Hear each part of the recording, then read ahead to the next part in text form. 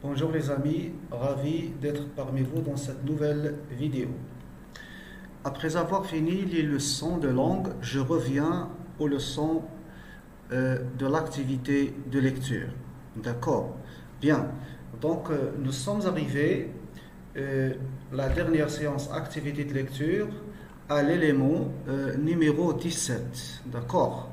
Aujourd'hui, c'est l'élément numéro 18. Nous allons parler de la disparition de Zineb et le repas donné au mendiant par sa mère Rahma.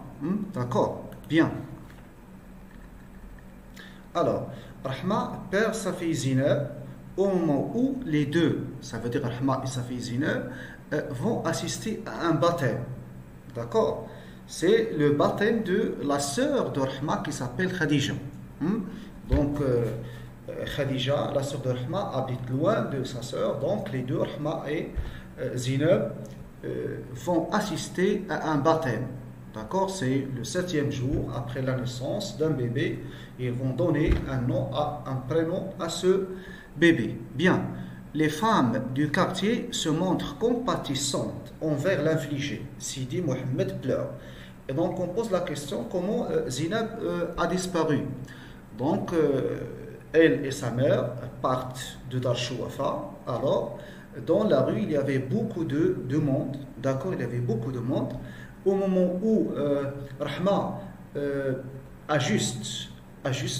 j'ajuste les lunettes, ajuste son haïk, Zineb s'est volatilisée. D'accord, donc c'est à ce moment-là que Rahma est revenue à la maison tout en pleurs. D'accord.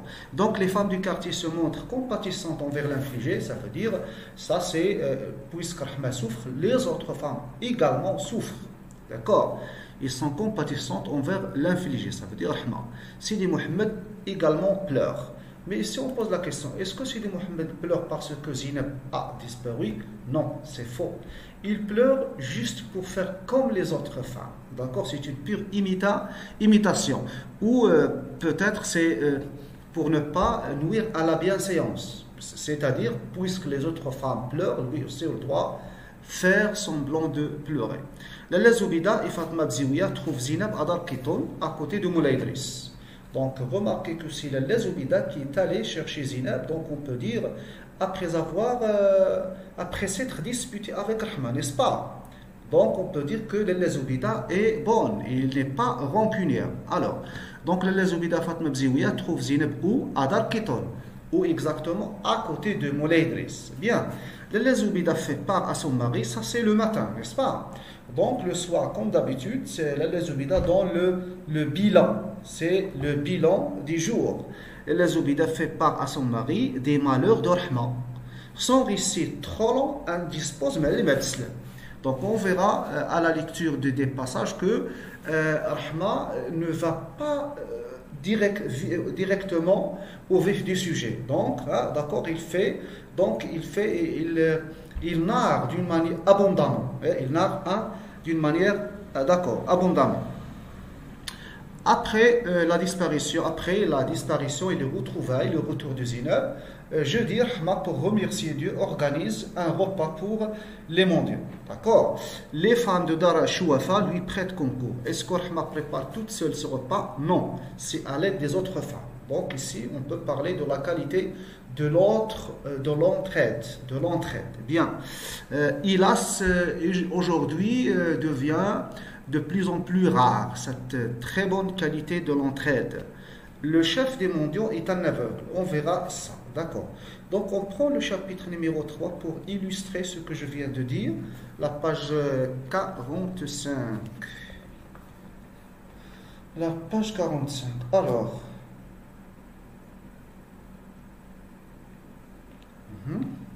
La page 45. Malheur, malheur à moi. Donc ici c'est Rahma qui parle. Je suis la plus misérable des mères. Je ne pourrai jamais survivre à cette douleur. Personne ne pourra soulager ma peine. Les questions fusaient de toutes les fenêtres. Les femmes avaient interrompu leurs besoins, ça veut dire leurs travaux, d'accord? Il la suppliait de les mettre au courant de la nature de cette catastrophe qui l'avait frappé, qui l'avait atterré. Ma mère oublia que Rahma n'était qu'une pouilleuse. une mendiante d'entre les mendiantes. Tout ému, ça veut dire sa mère, il se précipita au premier étage en criant: ma sœur, ma pauvre sœur. Donc vous voyez, la Zoubida et il est compatissante envers Rahma. Il n'est pas du tout rancunière, malgré sa dispute avec elle avant. Que t'est-il arrivé? Nous pouvons peut-être te venir en aide. Cesse de pleurer, tu nous déchires le cœur. Très belle expression. Tu nous déchires le cœur. Quelle noblesse de sentiment. Hein? Toutes les femmes entourées Rahma, la malheureuse, il réussit enfin à les renseigner. Donc ici, quand je parle de la souffrance de Rahma, ça veut dire c'est le pathos, la souffrance, donc le registre. Donc cela invite le lecteur à être lui aussi, à avoir pitié du personnage de Rahma, n'est-ce pas? Donc c'est le registre pathétique. Alors, c'est fini, d'accord? Quelques illustrations. D'accord.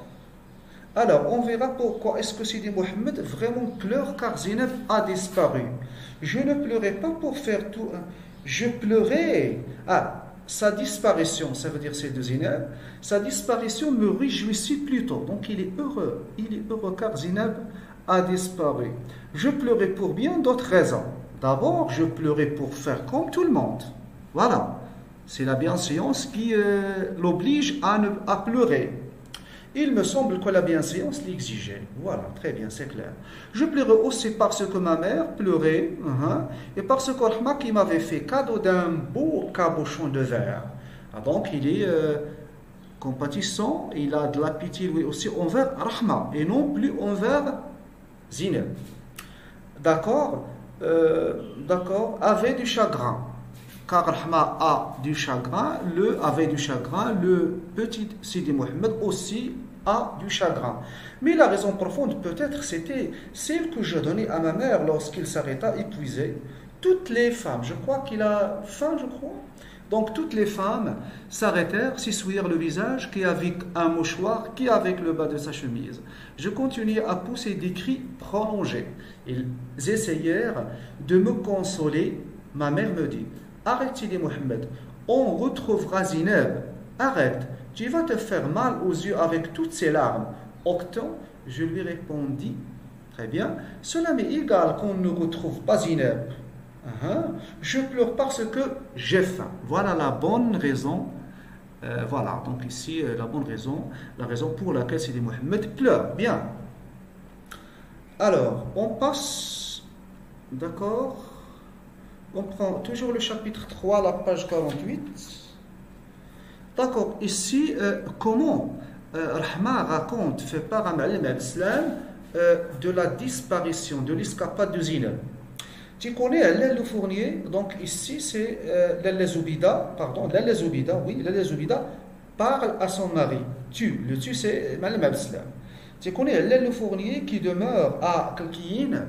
Si, tu dois le connaître. Il est marié à Khadija, la sœur de notre voisine Rahma. Il y a un an, ils sont venus passer une semaine ici chez leurs parents. Ce sont des gens honnêtes, pieux et bien élevés. Mariés depuis 3 ans, ils désiraient vivement avoir un enfant. La pauvre Khadija a consulté les guérisseurs, les fris, les sorciers et les chouafas, sans résultat. Il y a un an, ils sont allés en pèlerinage à Sidi Ali Boussarin. Khadija se baignant dans la source, promet au saint de sacrifier un agneau si Dieu exauçait son vœu. Voilà des pratiques superstitieuses. Il y a, selon moi, pas selon l'Allah Khadija, l'Allah Zoubida, qui raconte.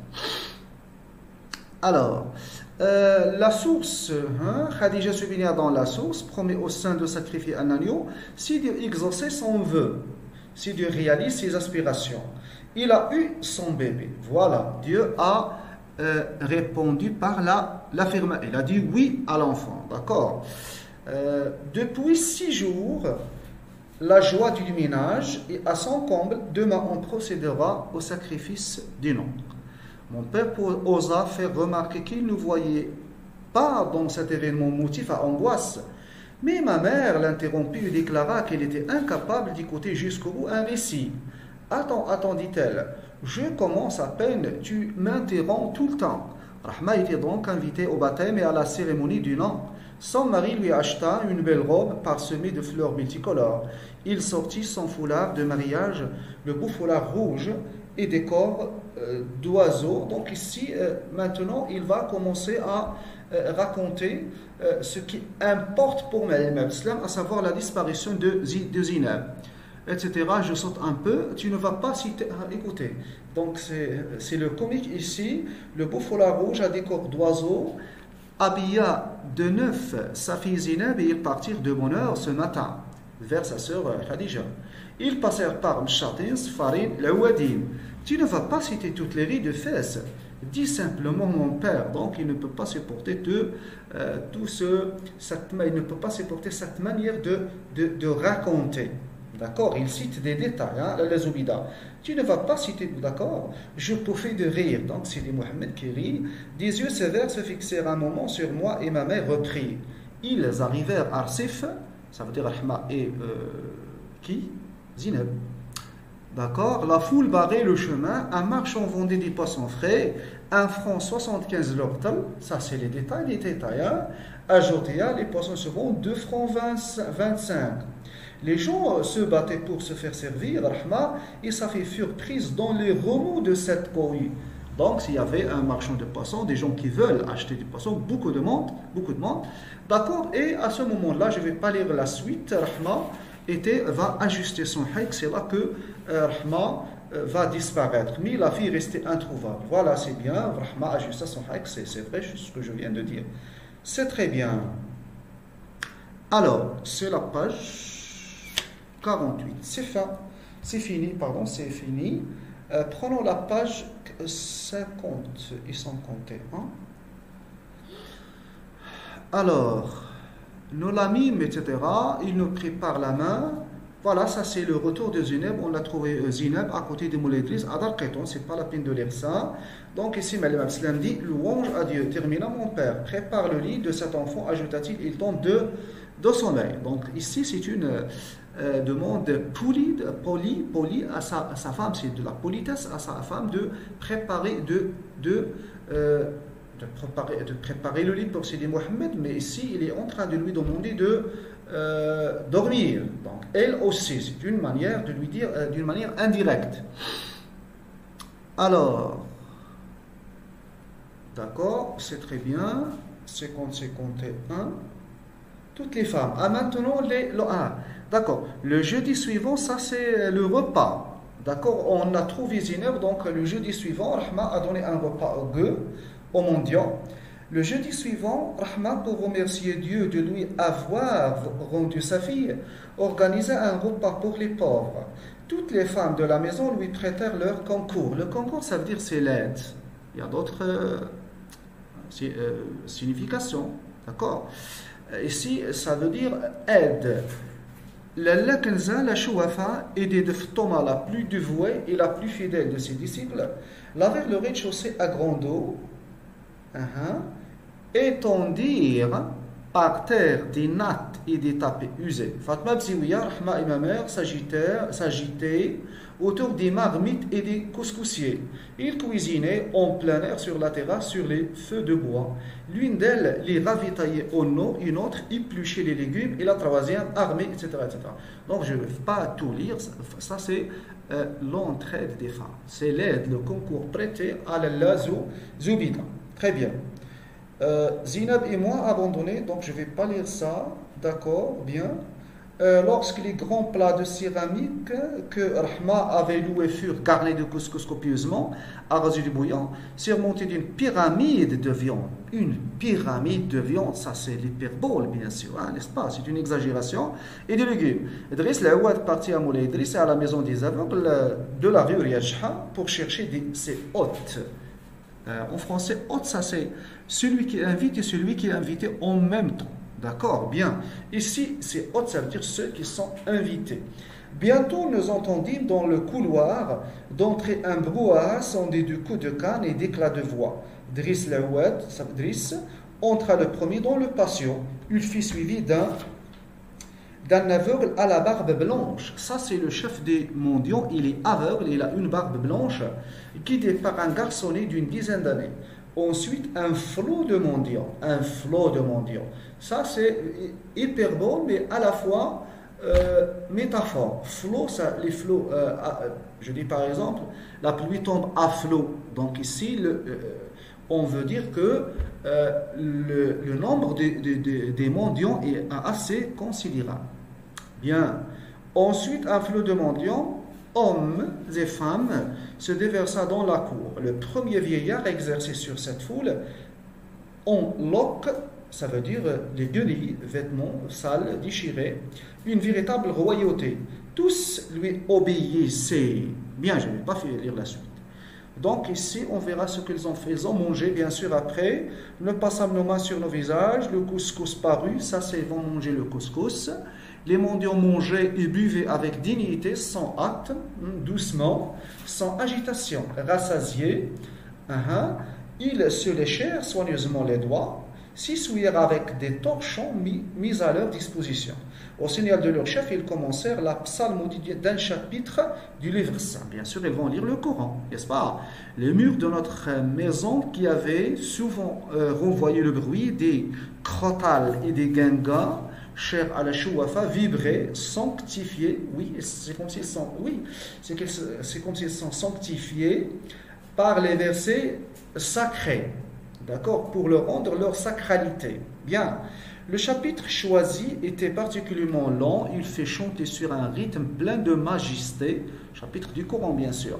Les aveugles dans leur ayant, vêtements sales, déchirés, clamant avec conviction la parole de Dieu, revêtaient une noblesse et une grandeur qui frappait l'imagination.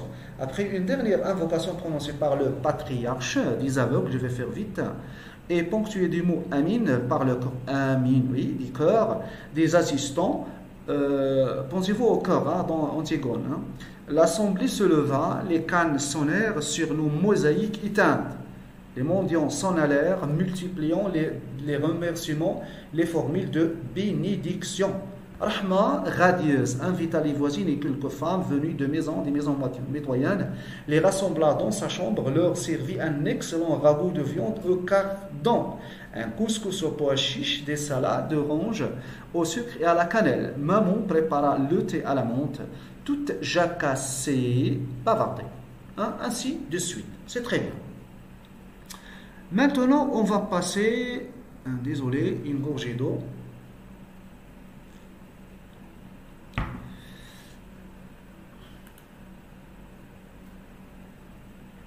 Très bien, donc maintenant on va passer à l'élément déstabilisateur. L'élément déstabilisateur, ça veut dire le problème qui indispose la famille de Ma'alem Abdeslam. Je le dis une autre fois, pour la énième fois, ce schéma narratif concerne la famille de Ma'alem Abdeslam. On peut parler du schéma narratif qui concerne l'Aïcha, par exemple, oui. Ou pourquoi pas le schéma narratif qui parle de Rahma, par exemple, avec l'élément déstabilisateur, c'est la disparition du zina. Pour l'Aïcha, l'élément déstabilisateur sont au nombre de deux, vraiment. C'est le malentendu entre son mari et Abdelkader, son associé. Et le deuxième problème, c'est le mariage de Moulay al-Arabi. Donc le dénouement sera le divorce.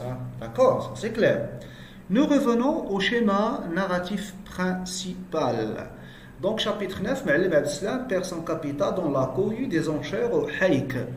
Sans relater le comment de cette perte, la demande de Ma'alem Abdeslam et la réaction de celle-ci. Donc, voilà. Donc, on va parler, le narrateur évoque comment son père a perdu son argent, et qu'est-ce qu'il a demandé à sa femme lorsqu'il est revenu à sa maison après cette perte, la réaction de sa femme. Désolé, j'ai oublié la traduction pour ceux qui ne comprennent pas ce que je suis en train de dire. Alors, bien.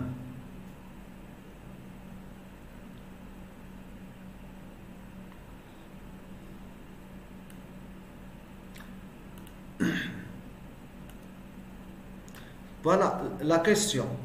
Comment Ma'alem Abdeslam a-t-il perdu son argent, son capital? Bien. Donc, Malik Abdeslam croit mettre le mouchoir où il mit l'argent dans sa sacoche, dans le sac. D'accord. Mais est-ce que vraiment l'argent, le mouchoir est tombé dans la sacoche? Non, c'est par terre qu'il est tombé. Alors, or, c'est par terre que le mouchoir tombe, malheureusement.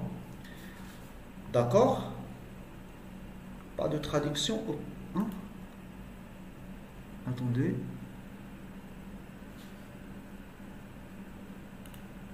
Pas de traduction. Dommage, hein? On attend un peu.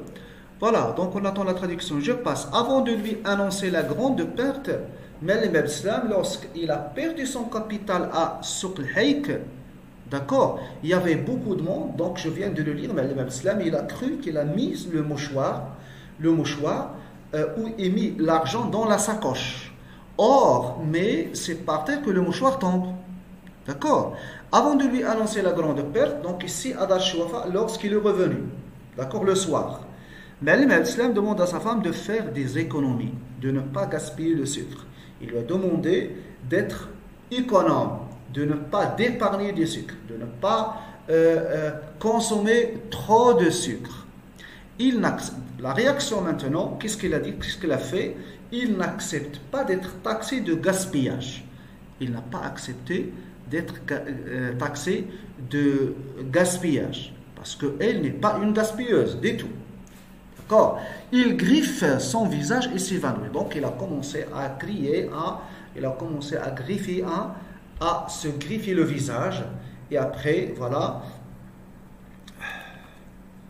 il se griffe le visage. Il se griffe le visage et tombe par terre et s'évanouit. Voilà. Très bien. Je vais prendre le chapitre 9 pour illustrer ces éléments-là. La page 177. 177.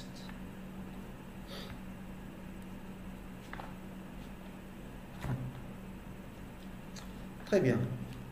Donc, c'est le retour de Malik Abdeslam. C'est très important. C'est le chapitre, le passage le plus important dans la boîte à merveilles. D'accord? Alors, d'accord, prenons la page, c'est pas grave, la page... attendez, c'est ça? La page 179. Alors, mon père s'annonça, donc, nous prenons 175, pourquoi pas? Mon père s'annonça à la porte d'entrée de la maison après avoir perdu son argent. Il arrivait plus tôt que d'habitude. Il y a anguille sur roche. Pendant qu'il grimpait l'escalier, ma mère s'empressa d'allumer la lampe à pétrole. Je suis désolé, je vais lire rapidement pour gagner du temps. D'accord? Notre chambre, d'accord? Pendant qu'il grimpait à l'escalier, ma mère s'empressa d'allumer la lampe à pétrole. Notre chambre fut inondée de lumière jaune. Mon père entra, il vint se pencher sur moi. Ses orbites creusaient 2 trous noirs dans son visage, les yeux, qui ne parut pas et me parut pâle et fatigué. Donc, Malik Abdeslam est pâle et fatigué. Ça, c'est un signe, c'est un indice. Pardon, c'est un indice. Désolé. Il me toucha doucement le front, hocha la tête et me tourna le dos sans rien dire. Voilà, il reste calme, taciturne. Ma mère disposa la petite table, comme d'habitude, basse pour le dîner. Le dîner, c'est le soir. Ce fut, je crois, le dîner le plus triste de leur vie. Le dîner est triste, ça veut dire que ce sont eux qui sont tristes. De mon lit, j'apercevais le plat de faïence brune. Je n'arrivais pas à identifier la nourriture qui s'y trouvait. Je savais qu'il y avait une sauce au safran, des légumes et de la viande. L'odeur du safran me donnait des nausées, ça veut dire qu'elle a envie de vomir. Mon père et ma mère, chacun abîmé dans ses pensées, ne mangeaient pas, ne parlaient pas. Les deux ne mangeaient pas, ne parlaient pas. Donc, il n'a pas encore annoncé la mauvaise nouvelle à sa femme. Attention. Le chat de Zineb surgit de l'invisible, s'avança, etc. Je ne vais pas lire ceci. Mes parents n'avaient pas remué le petit doigt. Remuer, c'est bouger. N'avaient pas ouvert la bouche, ils n'ont pas parlé. Ce sont des indices, des signes, des symptômes d'une mauvaise nouvelle. D'accord? Mes parents n'avaient pas remis le petit doigt, n'avaient pas ouvert la bouche. Une angoisse de fin du monde s'appesantit sur toute chose. Je fondis en sanglots. Mon père se secoua de sa torpeur et me demanda: As-tu du mal, mon enfant? Tout octant, ça veut dire pleurant, elle est sur le point de pleurer, je lui répondis: Je n'ai pas mal, mais pourquoi me parlez-vous pas? Ne parlez-vous pas? Nous n'avons rien à dire, repose-toi et ne pleure plus. Donc, le calme des deux, ça veut dire, l'islam intrigue Sidi Mohammed. Il a posé la question à son père. Voilà la question. Mais pourquoi ne parlez-vous pas? D'accord. Ma mère se réveilla à son tour, prit la table. Se réveiller, cela ne veut pas dire qu'il est en train de dormir. Non, se réveiller, ça veut dire qu'il était calme, silencieux, etc. Donc, à son tour, prit la table et se dirigea vers sa cuisine. Il revint, les mains chargées du plateau et des verres pour le thé. Il trouva mon père debout, se préparant déjà pour dormir. Maintenant, il va lui demander quelque chose. Tu ne prends pas de thé? Lui demanda ma mère. Non, et dorénavant, ça veut dire à partir de maintenant, à partir de cet instant. Et maintenant, tu feras attention à ne pas trop gaspiller ton sucre. Suis-je une femme qui gaspille? D'accord? Telle n'est pas ma pensée. Je veux simplement te dire qu'à partir de demain, il ne sera difficile d'avoir du sucre et du thé tous les jours. Ma mère devint toute pâle. Il est devenu pâle. D'accord? La pâleur, ça veut dire lorsque le visage devient jaune. D'accord? Par peur, par, honte. D'accord?